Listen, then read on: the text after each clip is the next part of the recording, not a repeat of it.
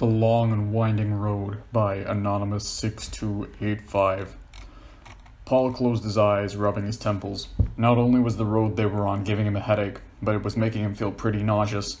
He had told John that he wasn't feeling good, but John had only told him they'd be home by 6.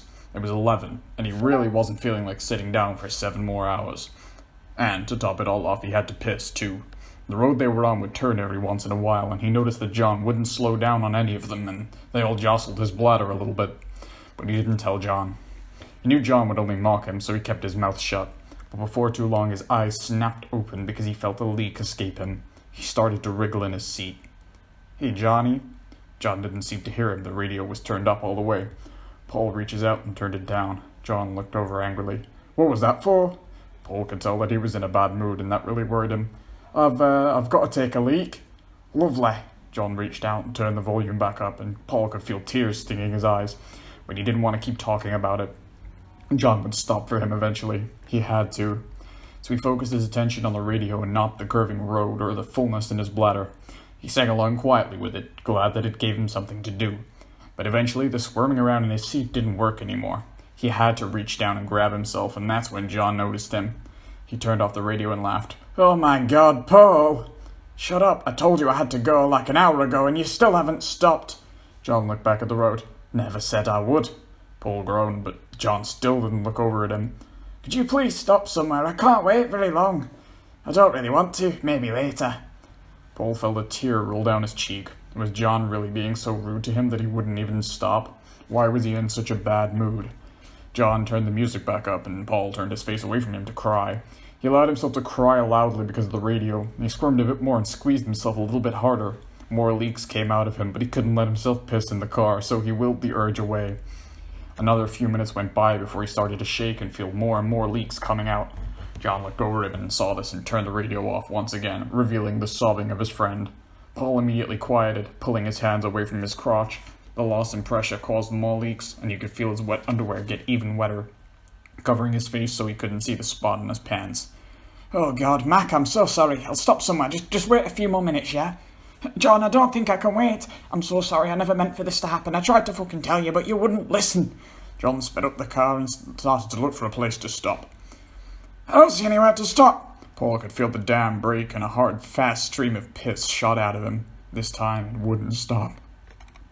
"Just fucking pull over. Oh my God, it's coming out, John. Holy shit." John was quick to pull the car off to the side, throwing Paul forward in his seat. The motion forced the rest of his pent-up urine into the seat, and he refused to get up out of it. "Paul, get out the damn car and go piss. Are you really pissing yourself in here? God, how am I supposed to clean this? Christ, Paul." Paul covered his face in shame before getting out, piss dripping down his legs. He didn't say anything, but he started to walk the opposite way down the road. John groaned. "Oh, God." He turned around the road after leaning over to close the door and snuck up on Paul, rolling the window down. Paul, I'm sorry. Please get back in the car." When he got nothing in response, he kept talking. "Macca, what if somebody recognises you?" "Leave me the fuck alone. I don't care if somebody else sees me. All I was worried about was my friend would think less of me for it. I at least expected you to find a place to stop, but you didn't even fucking care. It's your fault. Go the fuck away." John only watched as he left the roadway and disappeared into a neighborhood. He covered his face, trying to find a way off the road. Paul got to a house and knocked on the door. It swung open and a lady opened it. Her eyes widened. "Are you..." He nodded miserably. "Could I use your phone? I really need to call somebody." Yeah, of course. Come on in." Then she saw his pants. "Oh, do you want something to wear?" He shook his head. No, it's fine. Where's the phone?" She led him to the phone on the wall. "Thanks." He dialed the number and put it up to his ear. "Hey, George, I'm at this house and I need you to pick me up. Yeah, everything's fine. Yes, I'm safe. I'll have her give you the address. And bring some towels. No, I don't know where he went. No, I left him. Stop freaking out. I'm sure he's fine. Why would he be worried about me? Look, I don't want to talk about it. Just please stop asking." Paul handed the phone to the lady, who gave the address and direction to her house before hanging up. "Is everything all right?" Yes, everything's fine. Something happened. I just need a friend to pick me up." "George Harrison." Paul has to admit that it was a little bit weird that everybody knew him and the rest of the Beatles, but he shrugged it off. Yeah, Joe. I hope you'll be here soon." There was a knock at the door. The lady went to go get it, while Paul hid in the closet. "Have you seen Paul McCartney by any chance?" gave her a familiar voice. "But Paul...